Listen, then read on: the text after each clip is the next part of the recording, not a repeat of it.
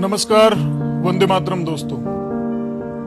इन 4-5 सालों से पता नहीं हमारे युवा जिन लोगों में अब संस्कृति के प्रभाव में आकर चकाचौंध की कृत्रिम दुनिया में खोते जा रहे हैं, उसमें सबसे ज्यादा असर पड़ा है सोशल मीडिया नेटवर्किंग का। जिन भाइयों को पढ़ाई, कोचिंग, भर्ती, कंपटीशन पर फोकस करना चाहिए, वे फेसबुक पर नई नई स्टोरी लगाने, व्हाट्सएप पर स्टेटस लगाने, नए लुक में अपडेट होने, हरियाणवी लहजे में डॉन बनने, साथियों का एक ग्रुप बनाकर गैंगस्टर टाइप छवि बनाने, तेज स्पीड में बाइक चलाने, मुर्गे जैसी कटिंग और बकरे सी ढाडी रखने, सारा दिन लूडो खेलने, होटल मिडवे पर जाकर बर्थडे सेलिब्रेशन और रोड किनारे बैठकर बियर पीने, शराब ठेकों पर झगड़ा करने, अपने पथ भ्रष्ट साथियों के साथ मिलकर हथियारों के साथ फोटो अपडेट करने, बुलेट, गेटवे, स्कॉर्पियो और कैंपर के साथ स्टंट करने, अपने आप को पॉलिटिकल किंग मेकर समझने, उधारी के पैसों से गांजा, चरस, स्मेक और अफीम, डोडा, दारू पीने, सिगरेट फूंकने, हथियार लहराने का शौक रखने, हरियाणवी भाषा में बात करने के प्रति ज्यादा झुकते हुए दिखाई दे रहे हैं। और इनमें से अधिकांशतः ग्रामीण पृष्ठभूमि के निम्न मध्यम वर्गीय किसान परिवारों के बच्चे हैं, जिनसे उनके परिजन उज्जवल भविष्य की उम्मीद रख रहे हैं, परंतु ये मुर्गा कटिंग वाले डीजे के डांसर अलग ही दुनिया में जा रहे हैं। यदि उनके परिवार वालों ने समय रहते इनको नहीं रोका तो इनका भविष्य अंधकार में हो जाएगा। ये दिग्भ्रमित लोग सीधे सरकार से टकराने की बात करते हैं, पुलिस से हमेशा अपने को सुपर समझते हैं। यदि इसी तरह नशे में चूर रहे और समय रहते परिवारजनों तथा समाज के प्रबुद्ध जनों ने ध्यान नहीं दिया तो इसका परिणाम बहुत बुरा होगा। दरअसल वैसे ये कल्चर कमोबेश हर क्षेत्र में बढ़ती जा रही है और इसके पीछे जो लुभावनी चीज है वह है चमक दमक, अपने आप को सुपर बताने और दिखाने का आकर्षण।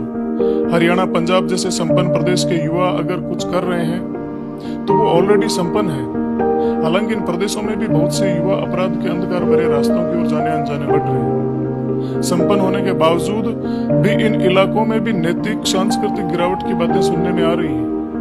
परंतु हमारे यहाँ के युवा, खासकर जो अभी अभी यौवन की ओर बढ़ रहे हैं, उनके हाथों में एंड्रॉइड फोन आते ही वो हरियाणा के लठेतों को और उनके फेसबुक या ठाट को देखकर बहुत जल्दी वैसे ही दिखने और बनने की दिशा में चल निकलते हैं। फिर शुरू होता है इनके यारां दा अड्डा, राजपूत जिगरी, धासु गुजर, देसी जाट, देसी बन्ना, गामा हले छोरे, यारां दी बादशाह, ग्रुप फलाना, गैंग ढिकाना, 001, 007, देसी बॉयज वगैरह वगैरह गैंगनुमा लड़कों की टोली बनना और दिखावटी चौंसलेबाजी।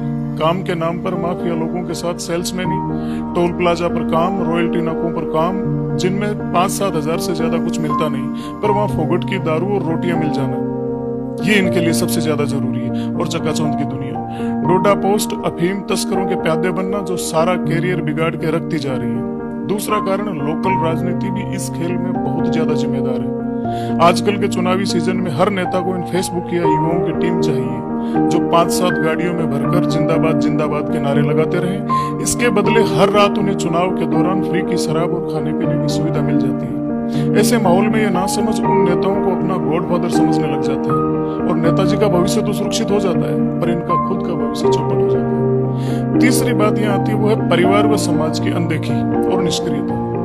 आज समाज और परिवारों में इतना विखंडन बढ़ गया कि अगर पता भी चल जाता है कि कोई गलत दिशा में जा रहा है तो भी हम कोई कदम नहीं उठा पाते। इसका एक कारण बुरा बनने से बचने की भावना भी है। पहले गांव में कोई बदमाशी करता तो उसे गांव के दूसरे लोग ही टोक देते थे, पर अब कोई किसी को नहीं टोकता, और टोके भी कैसे, बेचारे की उसी की बेइज्जती कर देते हैं। परिवार वालों की सुनते नहीं, ऐसे में कोई भी कुएं में पड़े और भाड़ में जाए कि मनोवृत्ति धीरे धीरे जड़ें मजबूत करती जा रही है। इस प्रकार के भटके जीव हो जाते हैं अविवेकी और कुंठित। गुस्सा इनके नाक पर, कोई कुछ बोल दे तो मरने मारने को तैयार, शौक पूरे करने के लिए हर हद तक ये जाने को तैयार हो जाते हैं। बढ़ते नशे के प्रचलन, अवैध हथियारों के शौक, इश्कबाजी और गैंग्स प्रवृत्ति ने बहुत से युवाओं को बर्बादी की ओर धकेल दिया। अपराध संबंधी घटनाएं दिनों दिन बढ़ती जा रही है। आने वाले समय में ऐसी घटनाओं की पुनरावृत्ति बार बार हो सकती है, ये संदेह है।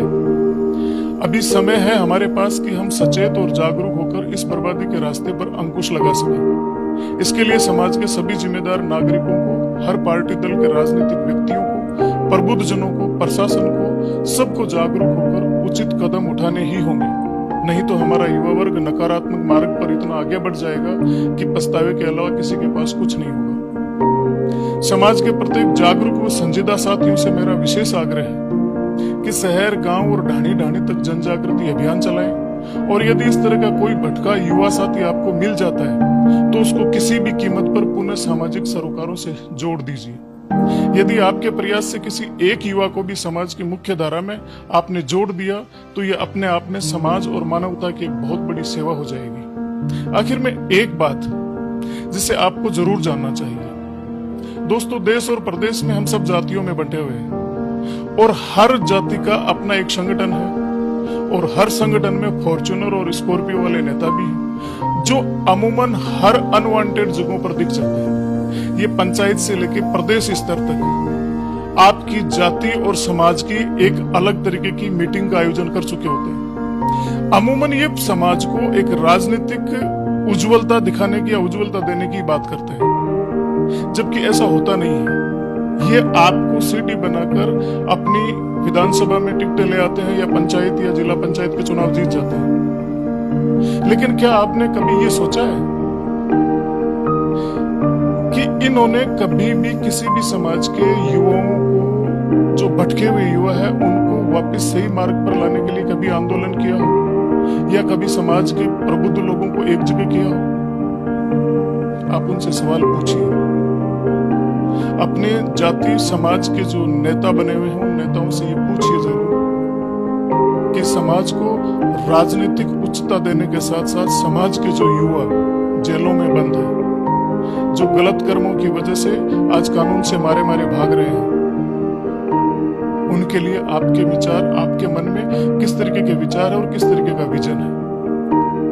देश का युवा, हर जाति का युवा इस देश के लिए संपत्ति है। समय रहते इस संपत्ति के लिए अपने कदमों को सही दिशा में बढ़ाइए। कहीं ऐसा न हो कि सोचते विचारते बहुत देर हो जाए। अब सोचिए जरूर और अपने अपने नेता से पूछिए जरूर। नमस्कार, वंदे मातरम साथियों।